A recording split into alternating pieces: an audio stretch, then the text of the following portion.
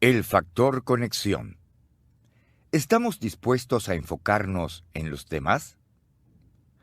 Todos los seres humanos poseen el deseo de conectarse con otras personas sin importar cuán jóvenes o ancianos, introvertidos o extrovertidos, ricos o pobres, educados o ignorantes sean. La necesidad de conexión es motivada a veces por un deseo de recibir amor, pero también puede darse por sentimientos de soledad, la necesidad de aceptación, la búsqueda de satisfacción o el deseo de tener éxito en los negocios. ¿Cómo podemos satisfacer nuestro deseo de relacionarnos? ¿Cuál es la mejor manera de empezar? En otras palabras, ¿cómo podemos conectarnos? La respuesta es que debemos dejar de pensar en nosotros mismos y empezar a enfocarnos en las personas con quienes deseamos construir relaciones. Por eso la pregunta clave en el factor conexión es: ¿está usted dispuesto a enfocarse en los demás? Para aumentar su probabilidad de conectarse con otra persona, usted necesita entender y aprender los siguientes 6 principios de interacción.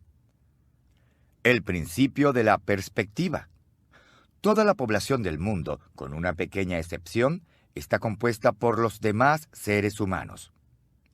El principio del intercambio. En vez de poner a otros en su lugar, debemos ponernos nosotros en el lugar de ellos. El principio del aprendizaje. Cada persona que conozcamos tiene el potencial de enseñarnos algo. El principio del carisma. La gente se interesa en la persona que se interesa en ellos. El principio del número 10. Creer lo mejor de la gente, por lo general, saca a relucir lo mejor de la gente. El principio de la confrontación. Interesarse en las personas debe preceder el confrontarlas. Tan pronto deje de preocuparse tanto por usted mismo o por usted misma y empiece a fijarse en los demás y en lo que desean, construirá puentes para alcanzarles y se convertirá en la clase de persona a quien otros querrán acercarse. Estas son las llaves de la conexión personal. El principio de la perspectiva. Toda la población del mundo, con una pequeña excepción, está compuesta por los demás seres humanos. ¿Tengo dificultad para poner primero a los demás? ¿Qué se requiere para cambiar la perspectiva de la gente y ayudarles a ver la realidad de las cosas por primera vez en su vida? Para algunos, haberse casado hizo toda la diferencia, pero para otros, el haberse divorciado o haber tenido un hijo.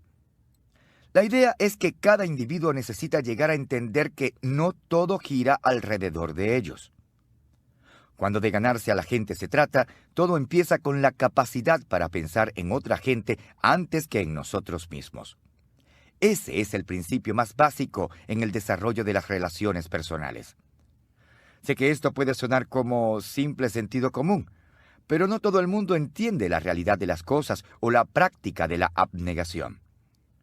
La gente que permanece centrada en sí misma y que solo se sirve a sí misma siempre tendrá dificultad para llevarse bien con los demás.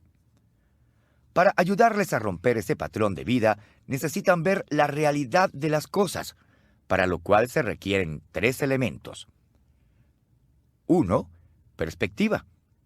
La gente que carece de perspectiva es similar a Lucy en la tira cómica Carlitos de Charles Schulz. En cierta escena, mientras Lucy se columpia en el parque, Charlie Brown le lee algo. Aquí dice que el mundo da vueltas alrededor del sol una vez al año. Lucy se detiene abruptamente y responde: ¿El mundo gira alrededor del sol? ¿Estás seguro? Pensaba que giraba alrededor de mí. Por supuesto, la falta de perspectiva es mucho más sutil que eso. Sé que lo fue para mí. Temprano en mi carrera como pastor, al dirigir a otros, la pregunta que me hacía todo el tiempo era: ¿cómo me pueden ayudar estas personas? Quería usar a la gente para que me ayudaran a alcanzar mis metas. Me tomó un par de años para entender que tenía todo al revés y que me debía haber preguntado lo siguiente: ¿qué puedo hacer yo para ayudar a esta gente? Al hacerlo, no solo pude ayudar a los demás, sino que también recibí toda la ayuda que quise.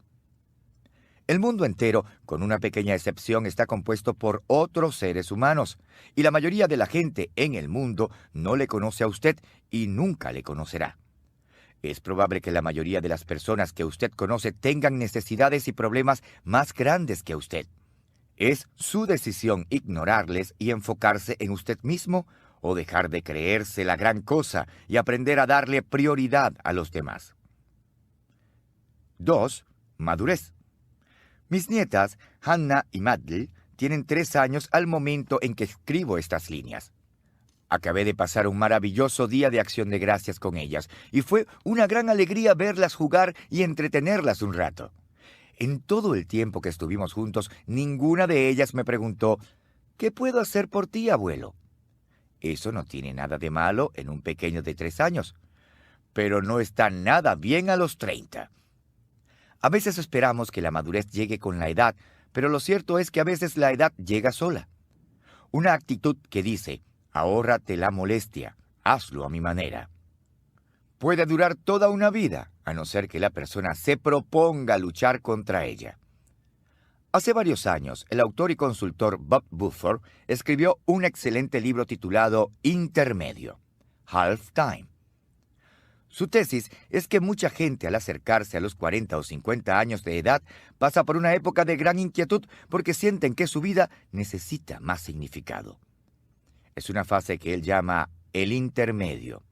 Dice que la mayoría de las personas tratan de hacer en la segunda mitad de su vida lo que hicieron en la primera mitad, solo que un poco más. En lugar de esto, la clave para un segundo tiempo exitoso es evaluar los logros, enfocarse en las áreas fuertes y fijarse la meta de dar con generosidad a los demás. Lo que Bob describe aquí es la madurez real, que consiste en entender que el mundo no gira alrededor de nosotros. Es la capacidad de ver con perspectiva correcta la realidad mayor de la vida. 3. Responsabilidad. Quizás usted haya notado que el matrimonio hace más obvia la falta de responsabilidad de una persona irresponsable. La gente no casada que no tiene hijos tienen mucha más libertad que los casados o los padres. Cualquiera que se casa con la expectativa de mantener el mismo nivel de libertad que tuvo en su soltería va a arriesgar su matrimonio. Para que un matrimonio funcione, ambos cónyuges deben ser responsables. Las relaciones matrimoniales maduran cuando cada cónyuge deja de preguntar, ¿qué puede mi cónyuge hacer por mí? Y empieza a asumir la responsabilidad de preguntar, ¿qué puedo hacer por mi cónyuge? El liderazgo nos exige algo muy similar. Cuando una persona acepta por primera vez las responsabilidades del liderazgo, se revela su nivel de madurez y sentido de responsabilidad. Los líderes irresponsables tienen una actitud de primero yo y usan su posición para beneficio personal. Los líderes responsables tienen una actitud de primero los demás y usan su posición para servir a la gente, cumplir responsabilidades, ser un ejemplo, dar a otros el crédito y reparar relaciones dañadas. Los buenos líderes entienden que para poder triunfar en equipo, ellos deben dar prioridad a los demás. Si usted quiere tener una vida satisfactoria, necesita relaciones sanas. Y para construir esa clase de relaciones, usted necesita olvidarse de sí mismo. Acójase al principio de la perspectiva y recuerde que toda la población del mundo, con una excepción muy pequeña, está compuesta por otras personas. El principio del intercambio. En lugar de poner a otros en su lugar, debemos ponernos nosotros en el lugar de ellos. ¿Trato de ver las cosas desde el punto de vista del otro? Gran parte del conflicto que experimentamos en las relaciones se deriva de nuestra ineptitud para ver las cosas desde la perspectiva de la otra persona, como lo ilustra el siguiente chiste. Un hombre que viajaba en un globo de aire caliente se dio cuenta de que está perdido. Redujo la altitud y alcanzó a ver desde arriba a una mujer. Descendió un poco más y gritó, «Disculpe, ¿me puede ayudar? Le prometí a un amigo que me encontraría con él hace una hora, pero no sé dónde estoy». La mujer respondió desde abajo, Usted está en un globo de aire caliente que flota a unos 20 metros de la Tierra. Se encuentra entre los grados 40 y 41 de altitud norte y los 59 y 60 grados de longitud oeste. «Ah, usted debe ser ingeniera», exclamó el navegante. «Sí, ¿y cómo lo supo?» «Todo lo que me ha dicho suena técnicamente correcto, pero no sé cómo usar la información que me dio. Y el hecho es que sigo perdido. Francamente no me ha ayudado mucho, que digamos. Solo he retrasado mi viaje». La mujer respondió desde abajo. «Usted debe ser gerente». «Lo soy», contestó el piloto. «¿Pero cómo lo supo?» La mujer respondió. «Mire, usted no sabe dónde está ni a dónde va. Ha llegado a esa posición alta en que está gracias a una gran cantidad de aire caliente. Mejor dicho, charlatanería. Ha hecho una promesa que no tiene ni idea de cómo cumplir y espera que la gente que está debajo de usted le resuelva sus problemas. El hecho es que usted se encuentra en la misma posición donde estaba antes de toparse conmigo. Pero ahora, de algún modo, se las ha arreglado para echarme a mí la culpa». Con tanta frecuencia se enfrasca en conflictos con otra persona como resultado de ver las cosas de un modo mientras su interlocutor las ve desde otro punto de vista. Piénselo un momento. Si está casado, ¿no existe la posibilidad constante de entrar en conflictos potenciales debido a la manera diferente de cómo los hombres y las mujeres ven las cosas? Si tiene hijos, ¿no ocurre mucha fricción debido a que ellos no ven las cosas como usted las ve? Incluso en un ambiente laboral muy positivo, la gente no ve todo a la par. Tan solo recuerde esto. Antes de tener un altercado con su jefe, dé un vistazo a ambos lados, el lado de él y el lado de afuera. Hablando en serio, creo que si la gente hiciera el esfuerzo de ver las cosas desde el punto de vista de los demás, desaparecería el 80% de nuestros conflictos interpersonales. Si aprendemos a ver las cosas desde la perspectiva de los demás, tendremos éxito en nuestras relaciones. Leí este dicho en una publicación de ventas. Si usted quiere venderle a José Pérez lo que José Pérez suele comprar, entonces usted debe ver a José Pérez a través de los ojos de José Pérez. El concepto es tan simple que nos parece demasiado obvio. Sin embargo, muchas personas no lo ponen en práctica. Están tan ocupadas poniendo a los demás en su lugar que no hacen el esfuerzo de ponerse en el lugar del otro. ¿Cómo mejora usted en hacer el intercambio y ver las cosas desde la perspectiva de la otra persona? Empiece haciendo estas 4 cosas. Primero, deje su lugar y visite el lugar del otro. La mejor manera de evitar pisarle los pies a los demás es ponerse en sus zapatos. En la década de los 30, la aerolínea American Airways, que más tarde se convirtió en American Airlines, tenía un problema inmenso debido a las quejas de los pasajeros acerca del equipaje extraviado. Lamont Cook, gerente general de la aerolínea en aquel tiempo, trató que sus gerentes de estación resolvieran el asunto, pero vio muy poco progreso. Al final se le ocurrió una idea para ayudar al personal de la aerolínea a ver las cosas desde el punto de vista de sus clientes. Cook solicitó a todos los gerentes de estación en todo el país que volaran a la oficina principal de la compañía para una reunión.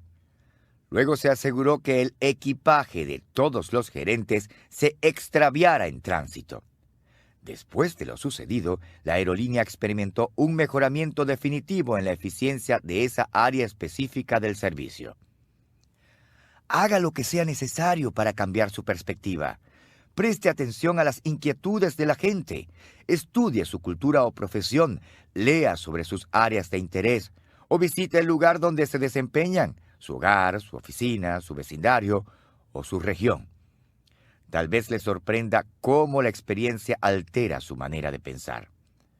Quizás descubra cómo lo hizo el presidente Harry Truman, que cuando entendamos el punto de vista del otro y entendamos lo que está tratando de hacer, descubriremos que 9 de cada 10 veces está tratando de hacer lo correcto.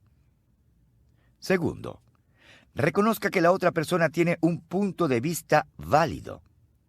Los sistemas de creencias de la gente y sus experiencias personales son diversos y complejos. Y aunque usted se esfuerce en ver las cosas desde el punto de vista de otra persona, todavía habrá diferencias de opinión. Eso está bien. Mi punto de vista no es correcto solo porque sea mío. Si me esfuerzo en encontrar la legitimidad del punto de vista de otra persona, mi mentalidad se ampliará y será más versátil. Y como dijo el famoso jurista Oliver Wendell Holmes, después que una mente se expande por una idea nueva, nunca vuelve a su tamaño original. Tercero, examine su actitud. Para ver las cosas desde el punto de vista de otra persona, la actitud es fundamental. Siempre es fácil ver ambos lados de un asunto en el que usted no tenga algún interés en particular. Es mucho más difícil cuando es evidente que usted lo tiene. En ese caso, a usted le interesa más que las cosas se hagan a su modo que encontrar la manera de conectarse con otros. Todo depende de si usted está o no dispuesto a cambiar. Si usted no quiere cambiar, buscará diferencias en los demás. Si está dispuesto a cambiar, se enfocará en las similitudes. Cuarto, pregúntele a otros qué es lo que harían en su lugar. La clave para aplicar el principio del intercambio es la empatía. Esto significa que si usted procura identificarse con el punto de vista de los demás, será mucho más fácil conectarse con ellos. ¿Por qué? Porque sabrán que usted se interesa en ellos. A veces la mejor manera de lograr esto es a través del simple acto de preguntar. Si usted se pusiera en el lugar de los demás, en vez de tratar de ponerles a ellos en su lugar, cambiaría su manera de ver la vida y de vivirla. El autor y conferencista Dan Clark recuerda que cuando era adolescente, él y su padre hicieron fila una vez para comprar boletos para el circo. Mientras esperaban, notaron a la familia que estaba frente a ellos. Los padres iban tomados de la mano y aunque tenían 8 hijos menores de 12 años, todos se comportaban bien. A juzgar por el vestuario limpio pero simple que llevaban puesto, sospechó que no tenían mucho dinero.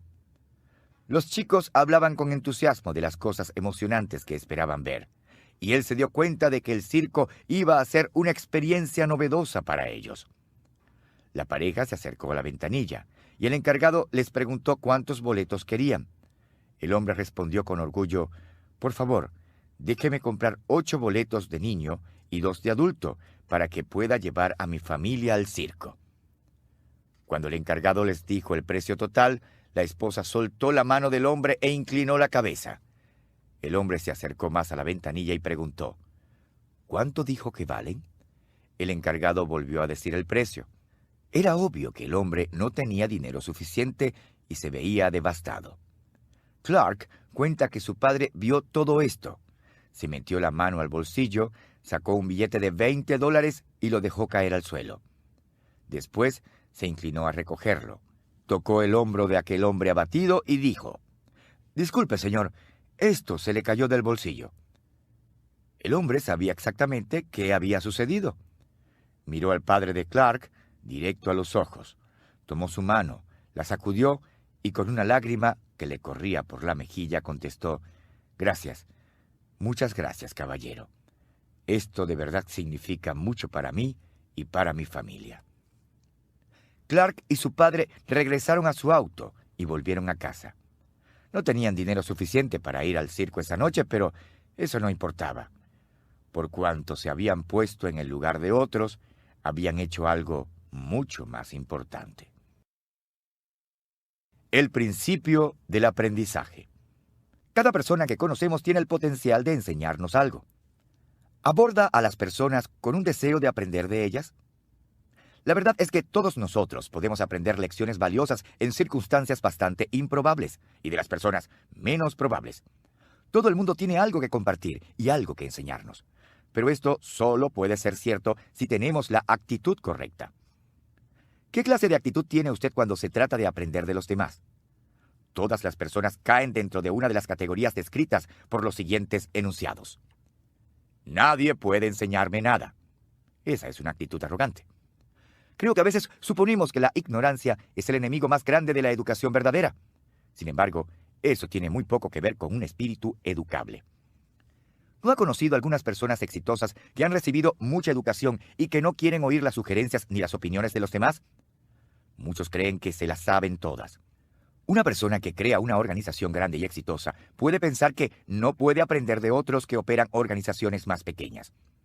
Una persona que recibe un doctorado puede volverse incapaz de recibir instrucción de alguien más porque ahora se considera un experto. La persona con mayor experiencia en una compañía o departamento quizás no escuche las ideas de alguien más joven. Tales personas no se dan cuenta del daño que se hacen. La realidad es que nadie es demasiado viejo, demasiado inteligente o demasiado exitoso como para aprender algo nuevo. El único obstáculo que se interpone entre una persona y la capacidad para aprender y mejorar es una mala actitud. Alguien puede enseñármelo todo. Esa es una actitud ingenua. La gente que reconoce que todavía le falta crecer con frecuencia busca un mentor. En general, esta es una buena decisión. Sin embargo, es ingenuo que los individuos crean que pueden aprender todo lo que necesitan saber de una sola persona. Las personas no necesitan un mentor, sino muchos mentores. He aprendido mucho de muchas personas. Por ejemplo, Les Stop me enseñó a escribir como se debe. Mi hermano Larry es mi mentor de los negocios. He aprendido mucho sobre comunicación de Andy Stanley. Tom Mullins es mi modelo en cuanto a las relaciones. Si tratara de incluir a todas las personas que me han enseñado en el transcurso de los años, tendría que llenar muchas páginas con sus nombres. Todos me pueden enseñar algo. Esa es una actitud educable. La gente que más aprende no es siempre la que pasa tiempo con la gente más inteligente, sino los que tienen una actitud educable. Cada persona tiene algo que compartir. Trátese de una lección aprendida, una observación, una experiencia de la vida. Tan solo necesitamos estar dispuestos a escuchar. De hecho, la gente con frecuencia nos enseña cosas cuando ni siquiera se proponen hacerlo. Pregunte a cualquier padre o madre de familia y encontrará que ellos aprendieron lecciones valiosas de sus hijos, incluso cuando eran infantes incapaces de comunicar una sola palabra. El único momento en que la gente no puede enseñarnos algo es cuando no estamos dispuestos a aprender. No estoy diciendo que cada persona que usted conozca le enseñará algo, sino que existe la posibilidad real de que así sea, si usted se los permite. Si usted tiene una actitud educable, o si está dispuesto a adoptar esa actitud, estará en la posición correcta para aprender de otras personas. En ese caso, todo lo que necesita es dar los siguientes 5 pasos. Primero, haga del aprendizaje su pasión. A veces, ese es el problema que tienen las personas que recibieron los puestos que soñaron tener o alcanzaron las metas que fijaron para su organización o ganaron los títulos por los que tanto lucharon. En su mente ya han llegado a su destino final y se ponen cómodos. Si usted no quiere dejar de crecer, no puede sentarse en el sofá de la complacencia mental. Usted necesita hacer del aprendizaje continuo su meta. Si lo hace, nunca se le acabará la gasolina mental y su motivación será fuerte. No tiene que preocuparse de encontrar a personas que le enseñen, como dijo el filósofo griego Platón. Cuando el pupilo está listo, aparecerá el maestro. Segundo, valore a la gente. Para 1976 me había desempeñado durante 7 años en mi carrera y me sentía realizado. En aquellos días, las iglesias eran juzgadas por el éxito de sus programas de escuela dominical, y la iglesia que dirigía tenía el programa educativo de mayor crecimiento en el estado de Ohio. Además, para aquel entonces, mi iglesia había crecido hasta convertirse en la más grande de mi denominación. No obstante, yo todavía quería aprender. Ese año me inscribí para asistir a una conferencia. Habían 3 conferencistas a quienes quería oír. Eran mayores que yo y tenían mayor éxito y más experiencia. Durante la conferencia, una de las sesiones fue un intercambio de ideas en el que cualquier asistente podía hablar. Supuse que sería un desperdicio de tiempo y la iba a pasar por alto, pero mi curiosidad salió ganando. Resultó ser una oportunidad para abrir los ojos a la realidad. Uno tras otro, los participantes hablaron sobre lo que estaba funcionando en su organización y yo me puse a escribir muchos apuntes y anotar ideas útiles. Terminé aprendiendo más durante esa sesión que en todas las demás combinadas. Eso me sorprendió, y después entendí por qué. Antes de la conferencia pensaba que solo personas mayores y con más éxito que yo podían enseñarme algo de valor. Había entrado en esa sesión dando muy poco valor a los demás asistentes, y esa fue una actitud errónea. La gente no aprende de personas a quienes no valoren. Decidí que cambiaría mi manera de pensar desde ese día en adelante. Tercero, desarrolla relaciones con potencial de crecimiento. Es verdad que todo el mundo tiene algo que enseñarnos, pero eso no significa que alguien pueda enseñarnos todo lo que queremos aprender. Necesitamos encontrar a la gente que más pueda ayudarnos a crecer, tales como expertos en nuestro campo, pensadores creativos que expandan nuestra mente, gente exitosa y productiva que nos inspire a avanzar al siguiente nivel, etc. Con frecuencia, el aprendizaje es la recompensa de pasar tiempo con gente extraordinaria. Lo que son y lo que saben es, en cierto sentido, contagioso. Cuarto, identifique las características únicas y fortalezas de las personas. El filósofo y poeta Ralph Waldo Emerson comentó: «Nunca he conocido a un hombre que no haya sido superior a mí en algo en particular». La gente crece mejor en las áreas en que son fuertes y pueden aprender más de las fortalezas de otra persona. Por esa razón, hay que tener criterio en la selección de las personas de quienes queremos aprender. A mediados de la década de los 70, identifiqué a los 10 mejores líderes eclesiásticos en la nación y traté de conseguir una entrevista con cada uno de ellos. Hasta les ofrecí $100 por cada hora de su tiempo, lo cual era el salario de media semana en aquel entonces. Algunos estuvieron dispuestos a encontrarse conmigo y otros no. Estuve sumamente agradecido con los primeros. Mi esposa y yo no teníamos mucho dinero y estos líderes vivían por todo el país.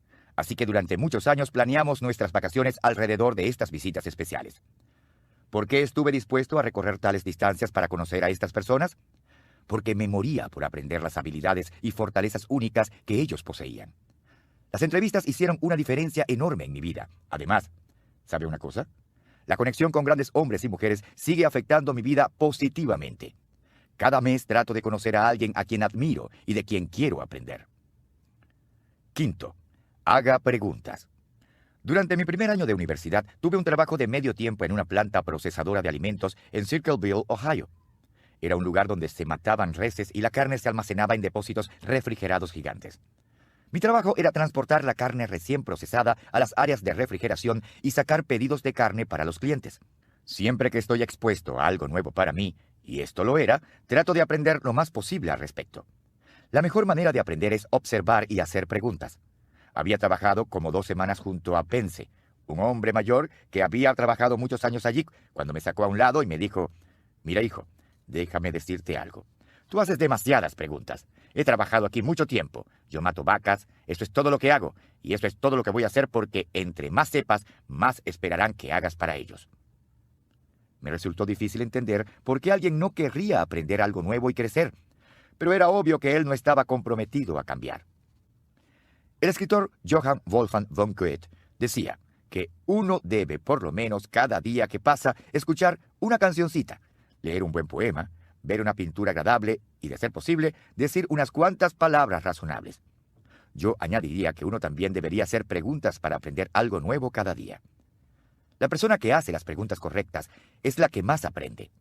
El aprendizaje empieza con el simple acto de escuchar, pero no termina allí. El profesor de teología Hans Kumpf afirmó: «Entender a alguien como se debe implica aprender de esa persona, y aprender de alguien como se debe implica cambiar uno mismo». El cambio siempre es la meta de todo aprendizaje. Usted no puede crecer sin cambiar. El principio del carisma. La gente se interesa en la persona que se interesa en ellos. ¿Acostumbro a enfocarme en los demás y sus intereses o solo en lo mío? En agosto de 2003, Margaret y yo teníamos boletos para ir en un crucero por el Mediterráneo. Al llegar al área de recepción y abordaje, esperando a que nos ayudaran, una mujer un tanto mayor que nosotros se acercó y se presentó. «Hola, me llamo Phillips», dijo con una sonrisa brillante. «¿Cómo se llaman ustedes?». Después de presentarnos, dijo: «Qué gusto me da verles. Espero que nos conozcamos mejor. Los voy a dejar para que puedan registrarse. Tal vez podamos vernos esta noche durante la cena». «¡Qué persona tan simpática!», comentó Margaret, mientras nos registrábamos y recibíamos la llave para nuestro camarote. Después de terminar de desempacar en la tarde, ya me había olvidado de Phillips, pero cuando bajamos a cenar, la vimos hablando con varias personas. Tan pronto nos vio, sonrió y se acercó para saludar. «John y Margaret», dijo, «les presento a mi esposo Stanley». De inmediato nos incluyó en la conversación, de tal modo que terminamos cenando juntos. «¿A qué te dedicas?», me preguntó. «Soy escritor y conferencista», respondí. «Eso suena muy interesante. Cuéntame más». Le hablé sobre mi trayectoria y algunas de mis experiencias a medida que me hacía preguntas. Luego sostuvo una conversación con Margaret y en breve ya estaban hablando sobre arte y antigüedades. Durante los días siguientes, observé cómo Phillips y Stanley se presentaron a los 120 pasajeros del crucero y establecieron conexión personal con cada uno de ellos. Noté que Phillips se esforzaba para que cada persona se sintiera bien consigo misma. Ella iniciaba la conversación, y cuando alguien quería empezar a hablar de ella, Phillips no tardaba en volver al tema de la otra persona. Ya se sabía el nombre de todos, y tenía algo positivo que decir acerca de cada persona. Después de un par de días, la gente se la pasaba por el barco buscándola como si fuera la flautista de Hamelin. Todos se enamoraron de ella. En una de nuestras conversaciones con ella, me enteré de que Phillips y Stanley estaban jubilados y dedicaban su tiempo libre a viajar en cruceros y conocer gente. Al parecer, la estaban pasando de maravilla en sus años dorados. Cuando estaba a punto de terminar el crucero, le dije cuánto le apreciábamos Margaret y yo, y que nos encantaría mantenernos en contacto con ella. Ella sacó de su bolsillo una tarjeta de negocios que decía Phillips y Stanley Hughes, tus amigos del crucero. Abajo tenía el logotipo de la línea de cruceros con la dirección y el teléfono de la pareja. Desde aquel crucero, Phillips nos ha escrito y nos ha hecho invitaciones para visitarla junto a Stanley en la Florida. Phillips Hughes es una de las personas más carismáticas que he conocido, una experta en conectarse con la gente. ¿Cuál era su secreto? Es lo mismo que aprendí en 1963, cuando mi padre me envió a mi primera clase con Dale Carnegie. Si usted quiere conectarse con los demás, enfóquese en ellos, no en usted mismo. Las enseñanzas de Carnegie en el salón de clase y en su libro Cómo hacer amigos e influenciar a las personas dejaron una impresión profunda en mí como adolescente. Tuvieron tal impacto que he trabajado para definir mis habilidades sociales basándome en muchas de sus enseñanzas. Estas son las 6 sugerencias de Carnegie acompañadas por mis explicaciones. Primero, muestre un interés genuino en los demás. Alguien preguntó una vez a Perth Mesta, la anfitriona más conocida de Washington desde Doyle Madison, la esposa del 4º presidente de los Estados Unidos, cuál era el secreto de su éxito para lograr que tanta gente rica y famosa asistiera a sus fiestas. El éxito está en los saludos y en las despedidas, afirmó. Cada vez que llegaban sus invitados, ella les salía al encuentro y decía, «Por fin tengo el gusto de verles». Tan pronto cada uno de ellos procedía a salir de la fiesta, expresaba su gratitud por la visita diciendo, «Lamento mucho que tengan que irse tan pronto».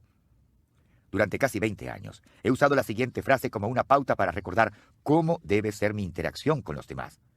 A las personas no les importa cuánto sepa yo hasta que sepan cuánto me importan. El éxito social no depende de cuánto poder, educación o experiencia posea usted. La gente responderá de forma más favorable si les hace saber primero que son importantes para usted como individuo. Segundo, sonría. ¿Alguna vez ha tenido una de esas revelaciones acerca de usted mismo que cambió su manera de vivir? Yo tuve una cuando estaba en 3er grado. Literalmente vino una mañana mientras estaba parado frente al espejo. Miré mi cara y por primera vez la observé tal como la vería otra persona y pensé, «John, no eres un tipo guapo». Me pregunté, ¿cómo puedo cambiar eso? Después sonreí y pensé, «Eso ayuda». Desde ese instante no he dejado de sonreír. Una sonrisa es una invitación cálida. Charlie Wetzel, quien escribe para mí, trabajó en ferias comerciales educativas en las que les vendía suministros para el aula de clases a los maestros. Mientras trabajaba en el puesto de exhibición, se proponía sonreír siempre a todos los que pasaban. La mayoría de la gente que caminaba por los pasillos tenían sus ojos enfocados en los diversos productos que cada vendedor ofrecía, pero Charlie cuenta que con frecuencia sucedía algo interesante. Mucha gente en el último instante, cuando casi le iban a pasar de largo, lo miraban por un momento. Al verle la sonrisa, más de la mitad de esas personas se dieron la media vuelta de repente y se acercaron a examinar los productos que él vendía. Era casi como si tuvieran una cuerda atada a ellos y las jalaba para atrás. Charlie no era excepcionalmente guapo, así que su aspecto físico no fue la razón del cambio. Sus productos tampoco eran del otro mundo. El secreto era la sonrisa, como lo confirma este experimento que realizó para verificarlo. Siempre que hacía contacto visual con una persona sin sonreír, la gente seguía de paso. Si usted quiere atraer a otros, haga brillar su rostro con una sonrisa. Tercero, recuerde que el nombre de una persona es a sus oídos el sonido más dulce e importante. Cuando tomé por primera vez el curso de Dale Carnegie, la insistencia del instructor en que aprendiéramos los nombres de las personas dejó una impresión indeleble en mí. Desde aquel tiempo se volvió una prioridad para mí, y con el transcurso de los años he usado toda clase de trucos para recordar los nombres de la gente. Por ejemplo, encuentro una característica distintiva en el rostro de la persona y la asocio con su nombre. Hago truquitos con las palabras para acordarme de un nombre.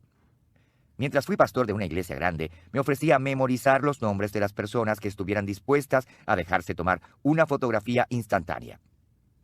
En cierto punto, llegué a tener como unas 500 fotografías para memorizar, las cuales llevaba a todas partes con argollas que atravesaban el hoyo que les había perforado en la esquina. Recuerdo que una vez en un avión saqué de mi maletín unas cuantas argollas para revisarlas y memorizar los nombres. Un pasajero que iba al lado me preguntó, ¿qué está haciendo? Le dije sin inmutarme, estoy viendo fotos de mi familia. Comentó, usted sí que tiene una familia grande. Mientras seguía pasando las imágenes una por una, le dije, sí, y espere a que tenga nietos. Cuarto, sea un buen oyente. Aliente a los demás a hablar de sí mismos.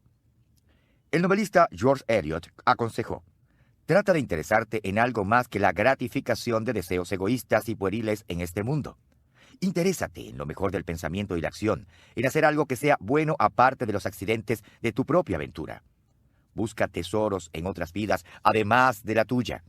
Descubre cuáles son sus problemas y cómo se originan. ¿Cómo puede aplicarse este consejo? Escuchando. Ese fue el don de Philip Hughes, quien es una de las mejores oyentes que he conocido. Dos primeros ministros sobresalientes en la historia de Gran Bretaña son William Gladstone y Benjamin Disraeli. Se cuenta que una joven dama fue a cenar con ellos en diferentes ocasiones, y cuando le preguntaron qué impresión le había quedado de ambos hombres, ella dijo, después de cenar con el señor Gladstone, sentí que era el hombre más inteligente en toda Inglaterra. Pero después de haber cenado con el señor Disraeli, me sentí como la mujer más inteligente en toda Inglaterra. Quinto, hable en términos de los intereses de la otra persona. Para ganar en las relaciones, una persona necesita hablar en términos de los intereses de la otra persona. Esto es verdad cuando conocemos a alguien por primera vez y también cuando se trata de edificar un matrimonio. Sexto, haga que la otra persona se sienta importante y hágalo con sinceridad. En conclusión, lo que usted necesita hacer es que los demás se sientan importantes. El encanto de Phillips no era una máscara, era fácil darse cuenta que trataba a la gente con amor genuino. Para ella, todas las personas eran importantes y cualquier persona puede aprender a valorar a la gente y hacerles sentir importantes. El autor Marcus Buckingham le llama a esta habilidad galanteo, que puede definirse como ganarse al otro. Según él, los individuos que tienen capacidad de galanteo toman la iniciativa de acercarse a las personas y quieren aprender sus nombres, hacerles preguntas y encontrar alguna área de interés común para que puedan empezar una conversación y establecer una conexión significativa.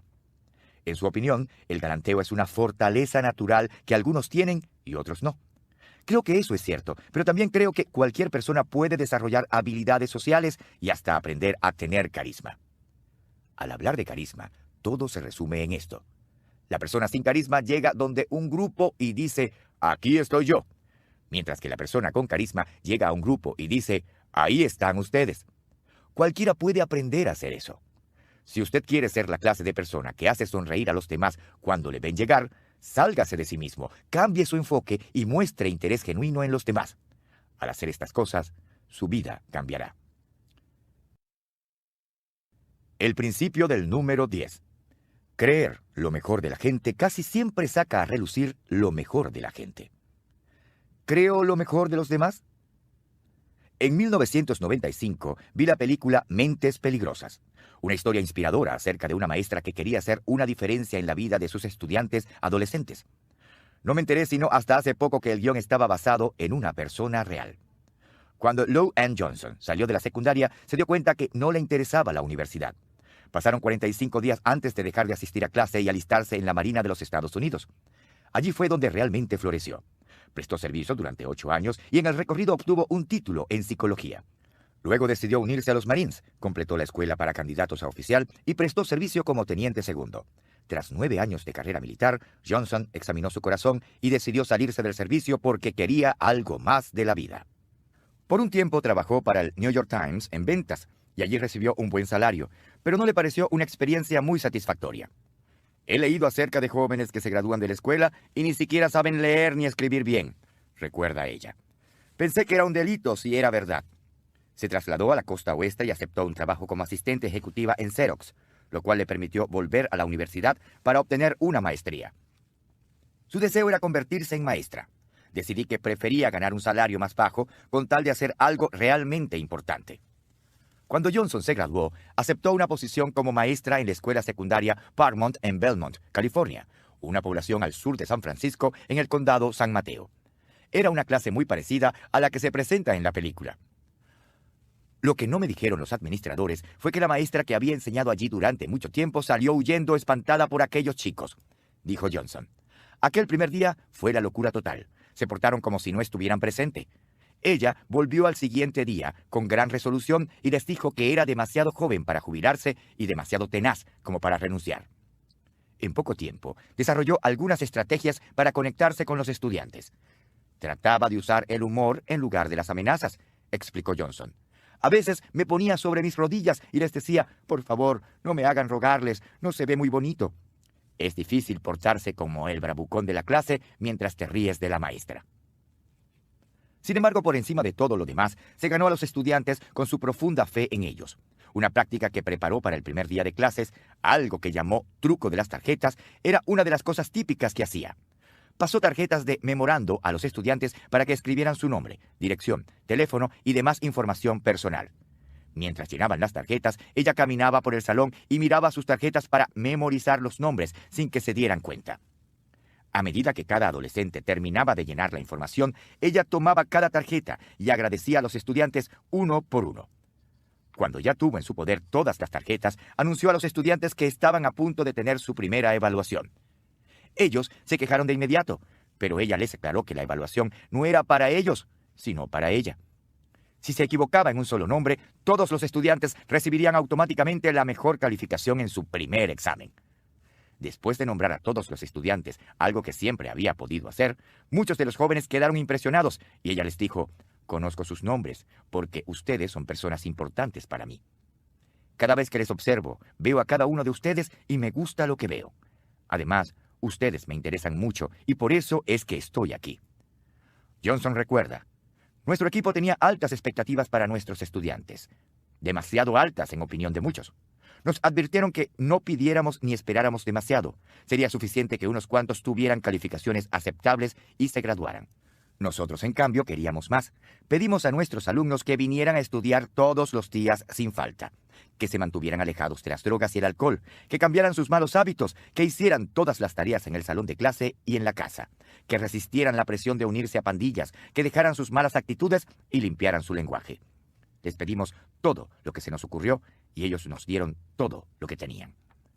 Johnson está convencida de que creer lo mejor de la gente saca a relucir lo mejor que hay en ellos. Me he apropiado de este principio de todo corazón, tanto así que es la razón por la que he enseñado a la gente durante más de 30 años. Estoy convencido de que todas las personas tienen potencial. Si las personas tan solo creyesen en sí mismas, ellas pudiesen alcanzar su potencial y convertirse en los individuos para los cuales fueron creados. Así es como lo aplico al interactuar con la gente. Creo que cada persona a quien conozco es un 10. Por eso lo llamo el principio del número 10. Primero, todo el mundo quiere ser alguien. Todos los seres humanos quieren que su vida importe para algo. Todos quieren sentir que son importantes. ¿No siente usted lo mismo? Entonces, usted sabe que es cierto para todo el mundo, incluso para los que no lo demuestran. Segundo, a nadie le importa saber cuánto sé hasta que sepa cuánto me importan. Lou Ann Johnson trabajó con jóvenes que tenían poco interés en el aprendizaje. La mayoría de los estudiantes en sus circunstancias se salían de la escuela tan pronto pudieran hacerlo. Ella fue en contra de esa tendencia generalizada al hacerle saber a sus alumnos cuánto le interesaban con un interés muy genuino. Tan pronto ellos entendieron eso, estuvieron abiertos para recibir lo que ella tenía para ofrecerles en términos de educación. Con demasiada frecuencia queremos ayudar a la gente en virtud de lo que sabemos en lugar de interesarnos en ellos en virtud de lo que son. Tercero, todos necesitamos a alguien. No existe una sola persona en el mundo que no necesite a otro individuo. Si somos sinceros, el asunto no es si necesitamos o no a otros, sino cuánto les necesitamos. Cuando usted cree en la gente y aprende a ver a cada persona como un número 10, cada día que pasa es un día fabuloso. ¿Por qué? Porque cada mañana trae un día en el que a alguien le cambiará la vida. ¡Qué don más maravilloso! De verdad creo en la gente y veo lo mejor en cada persona. Es una de mis fortalezas más grandes. A veces también puede ser una gran debilidad porque en ocasiones confío demasiado y deseo darle poder a otros antes de que estén preparados. Me he metido en problemas por esto, pero sigo dispuesto a vivir con ese riesgo porque las recompensas para los demás son muy grandes. Cuando era un joven líder, una de las primeras personas que contraté me desgastó por completo. No se desempeñaba como debía y luego mentía al respecto para librarse de las consecuencias. En mi ingenuidad optaba por creerle. Salí de esa interacción diciéndome, nunca volveré a dejar que un miembro del personal se acerque tanto a mí. Sin embargo, fui incapaz de mantener esa mentalidad. Primero que todo, era injusto con las demás personas a quienes dirigía en el futuro.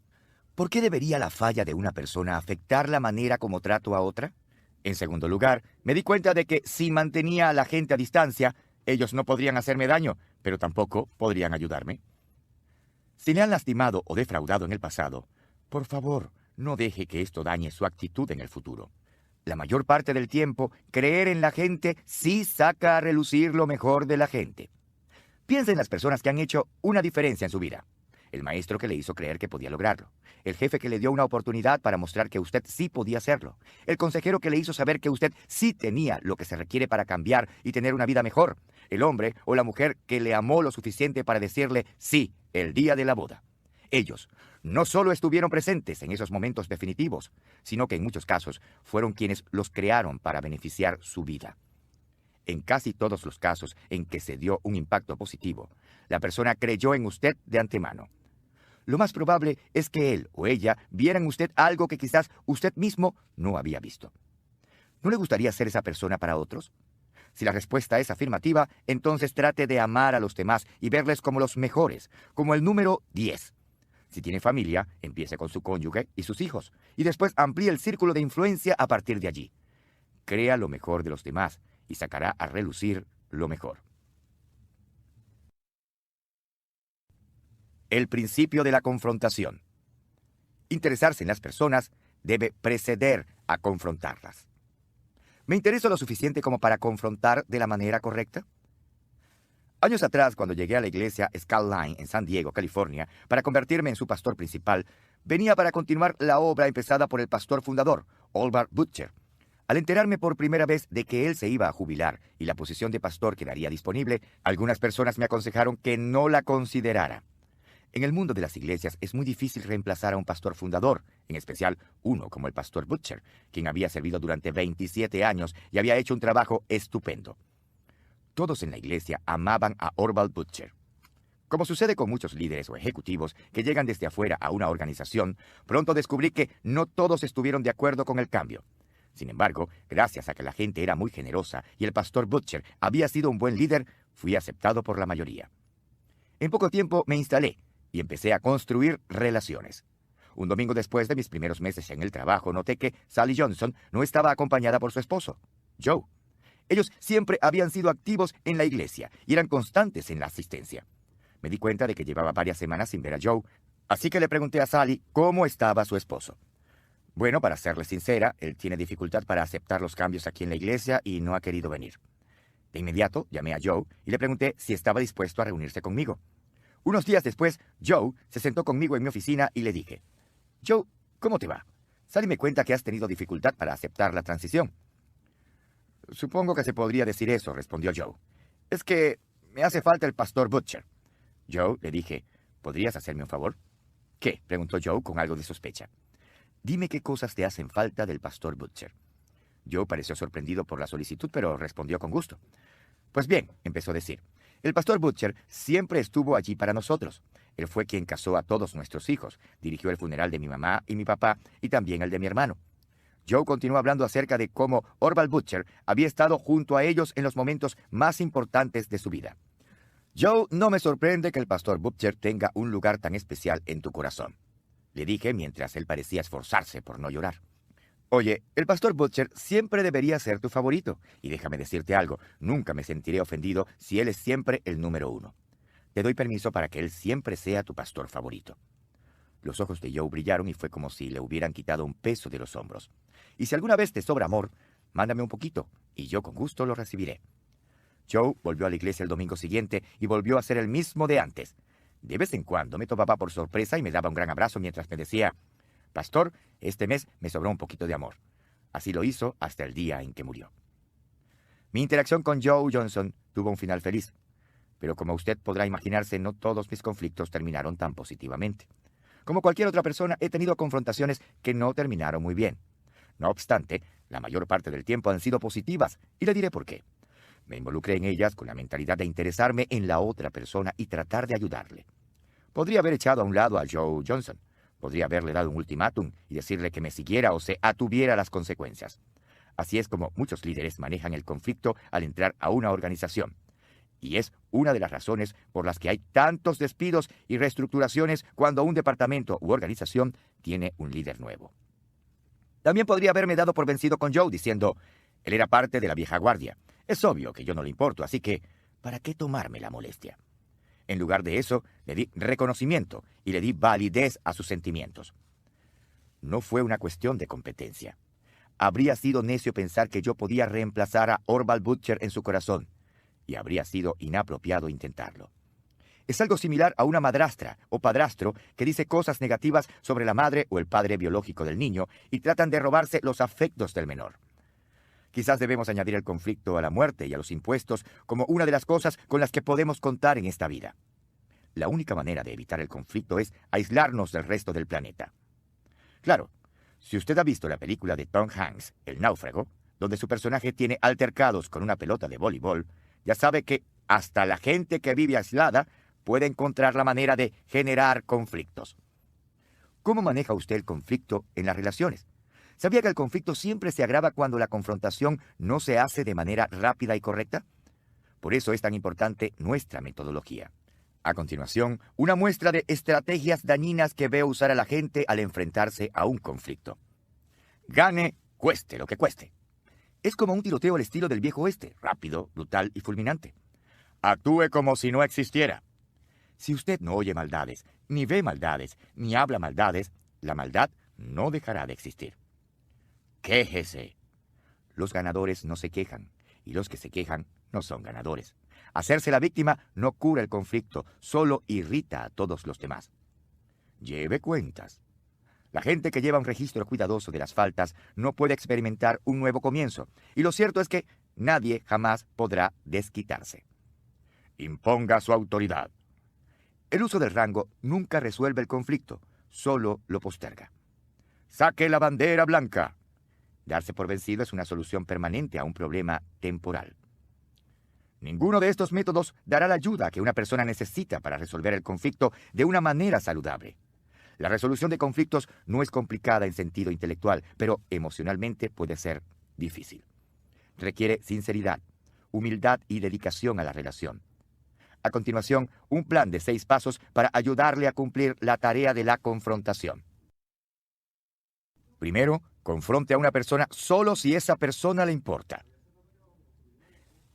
En muy raros casos, debemos confrontar a alguien que nos tenga sin cuidado, como en un juicio legal o en casos serios de abuso. No obstante, estos no son conflictos típicos de relaciones personales. En casi todas las situaciones donde haya una relación personal de por medio, lo más productivo es proceder a la confrontación teniendo muy presente los intereses de la otra persona. En el pasado, cuando usted trató de resolver un conflicto con otra persona, ¿cuál fue su meta? ¿Qué se identificará con usted? ¿Alivio inmediato? ¿Victoria a cualquier costo? La próxima vez trate de confrontar con la meta de alcanzar la victoria para ambas partes. Ahora, si usted se propone asegurarse de que la otra persona gane primero, sepa que ha puesto las cosas en la perspectiva más beneficiosa para todos. Segundo, reúnase con la persona tan pronto como sea posible. Tan pronto surge un conflicto, nos sentimos tentados a evitarlo, postergar su manejo o pedir a otra persona que lo resuelva por nosotros. Lo cierto es que cuando uno deja el conflicto sin resolver, por una u otra razón, siempre empeora. Si se deja a una persona en una posición tal que empieza a especular acerca de los motivos del otro o a pensar en qué sucedió realmente, casi siempre se le ocurrirá lo peor. Postergar la confrontación solo hace que la situación supure. Le digo a mi equipo de trabajo que si alguna vez experimento un problema grave que los involucre a ellos, se los diré con prontitud. Nunca dejo que los problemas se vuelvan como un montón de anzuelos. Nunca es buena idea acumular una gran cantidad de líos y después darle a la persona involucrada una lección de historia durante la confrontación. En lugar de esto, reúnase con esa persona de inmediato, cara a cara. Si esto le resulta absolutamente imposible, considere una conversación telefónica, pero bajo ninguna circunstancia debería usted confrontar a una persona por correo electrónico. Tercero, procure primero el entendimiento, no necesariamente el acuerdo. Un obstáculo considerable a la resolución positiva de conflictos es tener demasiadas nociones preconcebidas al entrar en confrontación. Bien reza el dicho que la persona que da su opinión antes de entender es un ser humano, pero la persona que emite un juicio antes de entender es un necio. El presidente Abraham Lincoln era bien conocido por sus tremendas habilidades sociales. Él comentó: «Cuando me preparo para razonar con un hombre, paso la tercera parte del tiempo pensando en mí mismo y en lo que voy a decir, y las otras dos partes pensando en él y en lo que me va a decir». Esa es una buena pauta para seguir. Uno no puede llegar a un entendimiento si solo se enfoca en uno mismo. Cuarto, puntualice el asunto. Cuando sea su turno de hablar y hacerse entender, es importante que aborde a la persona de forma positiva. He aquí lo que sugiero. Describa sus percepciones. Al principio, absténgase de llegar a cualquier conclusión o entablar juicios acerca de los motivos de la otra persona. Solo diga lo que cree que ve y describa el problema que esto ha ocasionado en su opinión. Exprese cómo le hace sentir. Si las acciones de la otra persona le producen enojo, frustración o tristeza, expréselo con claridad y sin acusaciones. Explique por qué esto es importante para usted. Muchas veces, cuando una persona se entera de que algo es una prioridad para usted, eso es suficiente para motivarle a cambiar. Es esencial participar en este proceso sin acalorarse emocionalmente ni proyectar amargura. No significa que usted tenga que apagar sus emociones, solo necesita asegurarse de que no asalte verbalmente a la persona que confronta. Quinto, aliente una respuesta. Nunca confronte a otros sin dejarles responder. Si a usted le importa la gente, querrá escucharles. A veces el simple hecho de tener la discusión le ayuda a darse cuenta de sus percepciones erróneas. Lo sé porque me ha sucedido, y la experiencia me enseñó humildad al descubrir que yo era el problema. En otras ocasiones, uno descubre que necesita tener en cuenta ciertas circunstancias atenuantes. Alentar a la otra persona a responder le ayuda a ambos a entender mejor el problema y también le da a esa persona una oportunidad para procesar el asunto emocionalmente. Casi siempre cuando usted confronta a la gente, ellos tendrán una reacción emocional. Puede que queden atónitos, que se enojen o que se sientan culpables. Tal vez quieran compartir con usted esos sentimientos, o tal vez no. En cualquier caso, usted debería animarles a expresarle una respuesta genuina. ¿Por qué? Porque si ellos no hablan al respecto, no podrán avanzar hacia una resolución constructiva del problema. Estarán tan enfocados en sus respuestas que no podrán oír nada más. Según mi experiencia, en lo que respecta a la confrontación personal, he descubierto lo siguiente. El 50% de las personas no se dan cuenta de que sí hay un problema. El 30% sabía que había un problema, pero no sabía cómo resolverlo. El 20% sabía que había un problema, pero no querían resolverlo. La mala noticia es que 1 de cada 5 personas no quiere buscar una resolución positiva. La buena noticia es que el 80% de los casos tienen posibilidades excelentes para resolver el conflicto. Sexto, acepte un plan de acción. La mayoría de la gente detesta la confrontación, aunque a todos les encanta la resolución, y la única manera de alcanzar la resolución es emprender una acción positiva. Mediante la puesta en marcha y el acuerdo común en cuanto a un plan de acción concreto, usted pone el enfoque en el futuro y no en los problemas del pasado. Si la persona que usted está confrontando quiere cambiar, esto le motivará a gravitar hacia la posibilidad de mejorar las cosas. Un buen plan de acción debería incluir los siguientes puntos. A. Identificación clara del problema. B. Acuerdo para resolver el problema. C. Pasos concretos que demuestren que el problema ha sido resuelto. D. Una estructura de responsabilidad mutua, como un cronograma y reuniones para medir el progreso y rendir cuentas. E. Una fecha límite para la culminación satisfactoria. F. Un compromiso de ambas partes para dejar el problema en el pasado tan pronto se resuelva. Si su confrontación es formal, como lo sería en el lugar de trabajo, ponga el plan de acción por escrito. Después podrá hacer referencia a ese documento si la resolución no avanza como se había planeado. El cambio positivo es el primer criterio de éxito cuando se resuelven conflictos por medio de la confrontación. El segundo es el crecimiento continuo de la relación. Siempre que usted resuelve verdaderamente el conflicto en una relación, ésta no sufre, sino que el vínculo entre las personas se fortalece. Sin embargo, todo empieza con interés genuino por la otra persona. Antes de proseguir, revisemos los principios de interacción relacionados con el factor conexión. El principio de la perspectiva. Toda la población del mundo, con una pequeña excepción, está compuesta por los demás seres humanos. El principio del intercambio. En vez de poner a otros en su lugar, debemos ponernos nosotros en el lugar de ellos. El principio del aprendizaje. Cada persona que conocemos tiene el potencial de enseñarnos algo. El principio del carisma. La gente se interesa en la persona que se interesa en ellos.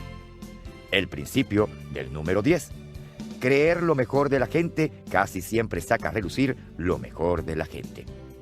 El principio de la confrontación. Interesarse en las personas debe preceder a confrontarlas.